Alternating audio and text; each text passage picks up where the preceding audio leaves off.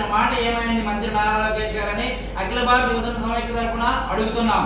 ఈ రోజు రాష్ట్రంలో వివిధ శాఖల్లో ఖాళీగా ఉన్నాయి. తక్షణమే ఈ జాబ్ క్యాలెండర్ రద్దు చేసి 1,00,000 ఉద్యోగాలతో కొత్త జాబ్ క్యాలెండర్ రిలీజ్ చేయాలి. అలాగే ఈ రాష్ట్రంలో ప్రత్యేకంగా పరోక్షంగా 20 లక్షల ఉద్యోగాలు కల్పిస్తామన్నారు.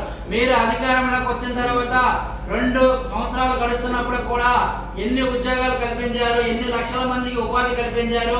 ఈ రాష్ట్రంలో మీరు ఎక్కడైనా నిరుద్యోగులకి మీరు ఆదుకున్నారా? ఎన్నికల హామీగా మీరు నెలకు 3,000 రూపాయలు నిరుద్యోగులకు ఇస్తామని చెప్పారు. పెద్ద ఎత్తున ప్రచారం చేశారు. ఈ రోజు నిరుద్యోగులకి ఉద్యోగం వచ్చే వరకు కూడా 3,000 రూపాయలు నిరుద్యోగులు ఇస్తామని చెప్పిన ఎన్డీఏ గవర్నమెంట్ ఈ రోజు ఏమైంది? ఈ నిరుద్యోగులకు 3,000 రూపాయలు ఏ విధంగా మీరు ఎప్పుడు ఇచ్చారు? అది కూడా తక్షణమే శ్వేతపత్రం విడుదల చేయాలి. ఈ రాష్ట్రంలో వివిధ ప్రభుత్వ శాఖల్లో ఖాళీగా ఉన్న ఉద్యోగాలు భర్తీ చేయాలి. అలాగే ఈ రాష్ట్రంలో అధికారంలో రాకముందు వాలంటరీ వ్యవస్థను కొనసాగిస్తాము. మేము ఇచ్చే జగన్మోహన్ రెడ్డి ఇచ్చే 5,000 రూపాయలు సరిపోదు, మేము ఎన్నికల అధికారంకి వచ్చిన 10,000 రూపాయలు ఇస్తామని చెప్పి ఉగాది నాడు తీపికోవాలన్నారు. మీరు వచ్చి 2 ఉగాదులు అయిపోయి, సంక్రాంతులు అయిపోయి, క్రిస్మస్లు అయిపోయి, ఇప్పటి వరకు వాలంటరీ వ్యవస్థను పూర్తిస్థాయిలో పట్టించుకోవడం నిర్వీర్యం చేశారు. తక్షణమే ఈ రాష్ట్రంలో 2,60,000 మందిని అవుట్ సోర్సింగ్ పద్ధతుల్లో వాలంటరీ వ్యవస్థను కొనసాగించాలని చెప్పి ఏవైపుగా మేము కోరుతున్నాం.